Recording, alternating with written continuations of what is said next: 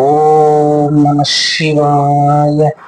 ஓம் சிவாய விஷ்ணுரூபாய விஷ்ணுவே சிவரூபிணே நமஸ்தே சிவ விஷ்ணுரூபாய நமஸ்தே சர்வரூபிணே. வணக்கம். நான் உங்கள் ஜோதிடர் சிம்மம் சசிகுமரன். இந்த நாளில் நம்ம ஜோதிடத்தில் இருக்கக்கூடிய ஒரு முக்கியமான தகவல்களை இன்னைக்கு நம்ம பார்க்க போகிறோம். அது என்னன்னு கேட்டீங்கன்னாக்க, பொதுவாக பார்த்தீங்கன்னா இன்னைக்கு திருமணமானவர்களுக்கு குழந்தை பாக்கியம் கேட்டு நிறைய ஜாதகங்கள் வருது. எங்களுக்கு குழந்தை பாக்கியம் இருக்குமா அப்படின்னு கேட்டு 100க்கு குறைந்தது ஒரு 10 ஜாதகமாவது இந்த குழந்தை பாக்கியம் கேட்டு எங்களுக்கு இருக்கா, ஜாதகத்துல அந்த அமைப்பு இருக்கான்னு கேட்டு வருது. அப்போ இந்த குழந்தை பாக்கியம் அவர்களுக்கு இருக்குமா, அது எப்படிப்பட்ட சூழ்நிலைகளில் அவர்களின் ஜாதகத்தில் அமர்ந்திருக்கும், அந்த கிரக அமைப்பு எப்படி இருக்கும், சுபர்கள் பார்க்குறாங்களா அப்படிங்கிறதெல்லாம் நாம ஜாதகத்துல நாம எடுத்து அதை பார்த்து அவர்களுக்கான தீர்வை நாம சொல்றோம். இப்படிப்பட்ட அதாவது தீர்வு அப்படின்னா, குழந்தை பாக்கியம் உங்களுக்கு இருக்கு, இல்லை குழந்தை பாக்கியமே இல்லை அப்படின்னா அதற்கு தகுந்தாற் போல மருத்துவரை நாடி அதற்கான மருந்துகளை எடுத்து குழந்தை பாக்கியத்தை பெற அறிவுறுத்துறோம். அதுபோல பார்த்தீங்கன்னா ஜாதகத்துல அவர் குழந்தை பாக்கியமே இல்லை அப்படின்னா, குழந்தை பாக்கியம் இல்லை முயற்சி பண்ணுங்க, குழந்தை பாக்கியம் இல்லைங்கிறத நம்ம சொல்லாம முயற்சி பண்ணுங்க அப்படின்னு சொல்லி நம்ம ஒவ்வொரு விஷயங்களையும் நாம சொல்றோம். அப்போ இதை ஜோதிட ரீதியாக நம்ம எப்படி அதை ஆய்வு பண்ணணும் அப்படிங்கிறத நம்ம பார்க்கிறோம். அப்படின்னா, இப்போ நம்ம பாத்தீங்கன்னா லக்னத்துக்கு 4ஆம் இடம் சொல்லக்கூடிய தாயார் சுகஸ்தானம், 5ஆம் இடம் சொல்லக்கூடிய புத்திரஸ்தானம், 7ஆம் இடம் சொல்லக்கூடிய கணவருடைய பார்ட்னர் அந்த ஸ்தானம் வீடு, 9ஆம் இடம் சொல்லக்கூடிய தந்தை பாக்கியஸ்தானம். அப்போ அந்த கிரக அமைப்பு 5ஆம் இடத்தில் இருக்கக்கூடிய கிரகம் 4ஆம் இடத்தில் அமர்ந்திருந்தால் அவர்களுக்கு தாயார் ஆகக்கூடிய பாக்கியம் இருக்குன்னு நம்ம சொல்லலாம். அதுபோல 7ஆம் இடத்துல அமர்ந்திருந்தா கணவனால் அவர்களுக்கு புத்திர பாக்கியம் கிடைக்கும். அதாவது 5ஆம் இடத்து கிரகம் 7ஆம் இடத்துல அமர்ந்திருந்தால் அவர்களுக்கு அந்த புத்திர பாக்கியம் கிடைக்கப்பெறும். அதுபோல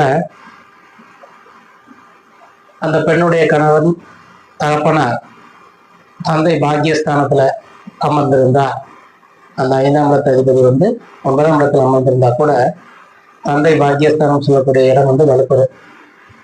அப்போ வலுப்பெறுங்கிற நேரத்துல பாத்தீங்கன்னாக்க குழந்தை பாக்கியம் அவர்களுக்கு நிச்சயமாக இருக்கும். ஜோதிட ரீதியாக அவர்கள் குழந்தை பாக்கியம் இருக்குமா என்னங்கிறத பத்தி நாம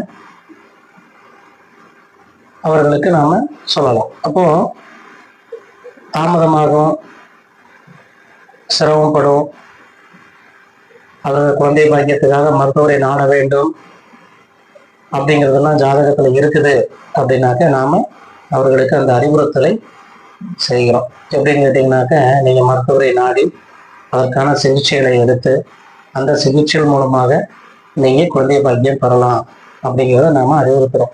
ஒவ்வொன்றையும் பார்த்தீங்கன்னாக்க நாம ஆன்மீக ரீதியாகவும் அறிவியல் ரீதியாகவும் நாம் அணுக வேண்டிய கட்டாயத்திற்கு உள்ளாகிருக்கிறோம்.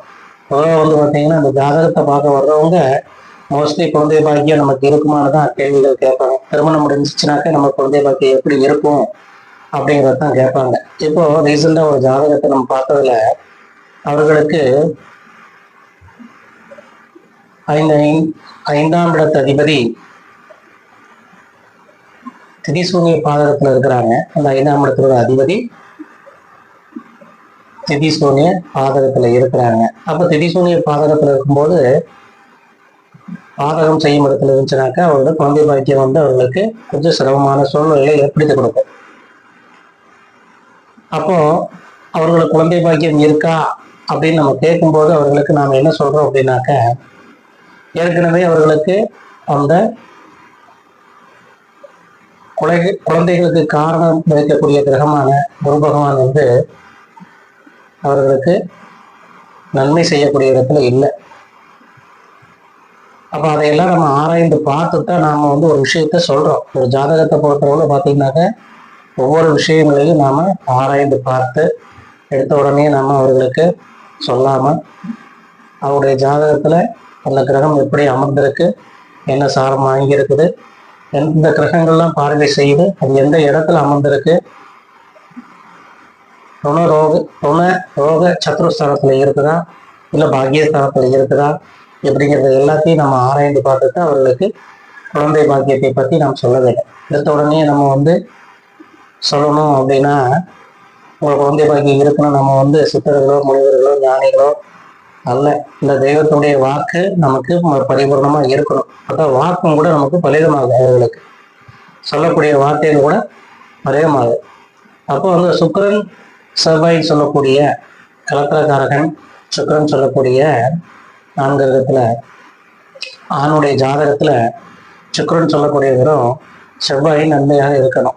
இது ரெண்டும் பார்த்தீங்கன்னாக்க சுக்கிரன் அஸ்தங்கமாகி செவ்வாய் திதிசூனிய பாதகத்துல போய் உட்காந்துச்சுனாக்க குழந்தை பாக்கியம் என்பது அவர்களுக்கு ஒரு கேள்விக்குறியாக அமைந்துவிடும். அப்போ எந்தெந்த இடத்துல இருக்குது அது எப்படி இவர்களுக்கு பாக்கியம் செய்யுங்கிறதையும் நம்ம பார்த்து தான் அந்த ஜாதகப்படி நம்ம அவர்களுக்கு சொல்லணும். அப்போ அதிகப்படியான ஜாதகர்கள் இன்னைக்கு வரக்கூடிய ஜாதகர்கள் இந்த குழந்தை செல்வத்தை பற்றி தான் கேட்குறாங்க. நிறைய பார்த்தீங்கன்னா இன்னைக்கு ஃபெர்டிலிட்டி சென்டர் வந்துருச்சு, குழந்தை மகப்பேறு மருத்துவமனைகள் நிறைய வந்துருச்சு. மகப்பேறு மருத்துவமனை மூலமாக அவர்கள் அது செஞ்சுக்கிறாங்க. ஆனால் முறையான ஜாதகத்தை அவர்கள் பார்த்து கொள்ள வேண்டும். இந்த மாதிரியான அவர்களுக்கு கருத்தரிக்கக்கூடிய அந்த திறன் இருக்கிறதா, குழந்தை பேர் பெறும் பாக்கியம் இருக்கிறதா அப்படிங்கிறத நம்ம எடுத்து பண்ணணும். அந்த ஜாதகர் பார்த்தீங்கன்னாக்க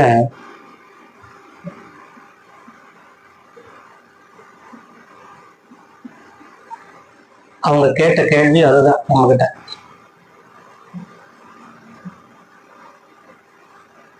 அப்போ அந்த கேள்விக்கு அவர்களுக்கான விடையை அவர்களுக்கு புரியும்படி தெளிவான ஒரு புரிதலோடு இருக்கக்கூடிய அந்த வார்த்தைகளை அவருக்கு நம்ம சொல்லணும். இந்த சொன்னாதான் வந்து அது அவர்களுக்கு பரிபூர்ணமாக இருக்கும். இப்போ ரீசெண்டா பார்த்த ஜாதகம், நான் ஏற்கனவே சொன்ன ரீசெண்டா பார்த்த ஜாதகத்திலேயே அதே மாதிரி அவர்களுக்கு 4ஆம் இடம் சொல்லக்கூடிய 4ஆம் இடத்துல அமர்ந்திருக்கு. 4ஆம் இடத்து ஈஸ்வனை பாதகம் 4ஆம் இடத்துல வந்து செவ்வாய் அமர்ந்திருக்கு. அது ஒரு தோஷம், செவ்வாய் தோஷம். அந்த செவ்வாய் அவர்களுக்கு ராசிக்கு 12ஆம் இடத்துல விரயஸ்தானத்துல இருக்கு. அந்த இடம் திரிசூனிய பாதகம் ஆயிடுச்சு. சுக்கிரன் பார்த்தீங்கன்னாக்க செவ்வாய்க்கு நேர எதிர்ப்பா லக்னத்துக்கு 10ஆம் இடத்துல அமர்ந்திருக்கு. அப்போ சுக்கிரன் அமர்ந்தது பார்த்தீங்கன்னாக்கா அஸ்தங்கமாக இருக்கு. சுக்கிரன் அவர்களுக்கு குழந்தை பாக்கியம் என்பதை அறவே அவர்களுக்கு இல்லாமல் போய்விட்டது. முயற்சி பண்றாங்க, ஆலய வழிபாடெல்லாம் செஞ்சு பார்த்துருக்காங்க. ஆலய வழிபாடெல்லாம் செஞ்சு பார்த்ததுக்கு அப்புறமும் கூட அவர்களுக்கு அந்த பாத்தியதை இல்லை. எங்களுக்கு கிடைக்குமா, குழந்தை பாக்கியம் கிடைக்குமா அப்படின்னு சொல்லிட்டு வர்றாங்க. அப்புறம் ஜாதகத்தை பார்க்குறோம். ஜாதகத்தை பார்க்கும்பொழுது அவர்களுக்கு குழந்தை பாக்கியம் அவர்களுக்கு இல்லை என்பது தெரிகிறது. சிலருக்கெல்லாம் பார்த்தீங்கன்னா 55 வயசு 60 வயசுலாம் அந்த குழந்தை பாக்கியம் இருக்கும். அப்ப கூட அவங்களுக்கு அந்த குழந்தை செல்வம் என்பது அவர்களுக்கு நிறைவேறும். ஒரு சிலருக்கு குழந்தை பாக்கியமே இல்லாமல் போய்விடும். அப்படியெல்லாம் ஜாதகங்கள் நிறைய இருக்கு. அதை ஜாதகங்களே அணுகும் போது அவர்கள் அந்த ஜாதகத்தை தெளிவாக ஆராய்ந்து பார்த்து ஒவ்வொன்றையும் அவர்களுக்கு சொல்லணும் அப்படிங்கிறது தான் என்னுடைய வேண்டுகோள். மேலும் இது போன்ற ஒவ்வொரு ஜாதகங்களுக்கும் நாம் பார்த்து சொல்றதுக்கு டிஸ்கிரிப்ஷன் நம்பர் இருக்கு. அந்த நம்பருக்கு நீங்க உங்களுடைய ஜாதகங்களை நீங்க வாட்ஸ்அப் அனுப்புனீங்கன்னா அந்த ஜாதகத்தை நாங்கள் பார்த்து தொழில், வேலை வாய்ப்பு, திருமணம், குழந்தை பேரு, வீடு கட்டும் யோகம், வாஸ்து பிரச்சனைகள் போன்ற விஷயங்கள், திருமண பொருத்தம் போன்ற விஷயங்கள் அனைத்துமே நாங்கள் பார்த்து கொடுக்குறோம். உங்களுக்கு ஏதேனும் பார்க்கணும்னு நீங்கள் நினைக்கிறீங்க அப்படின்னாக்க டிஸ்கிரிப்ஷன் நம்பர் கொடுத்துருக்கோம். அந்த நம்பருக்கு நீங்கள் உங்களுடைய ஹாரோஸ்கோப்பை சென்ட் பண்ணுங்க. அதை பார்த்து உங்களுக்கு சொல்கிறோம். சப்ஸ்கிரைப் பண்ணாதவங்க சப்ஸ்கிரைப் பண்ணுங்க, லைக் பண்ணாதவங்க லைக் பண்ணுங்க. கமெண்ட்டு, உங்களுடைய கமெண்ட்டுகள் வரவேற்கப்படுது. நல்ல கமெண்ட்டுகளை நீங்கள் அனுப்புங்க. உங்களுடைய சந்தேகங்களை நீங்கள் அனுப்பலாம். அதுக்கு பதில் உடனுக்குடன் உங்களுக்கு அனுப்புகிறோம். வாழ்க வளத்துடன். நன்றி, வணக்கம்.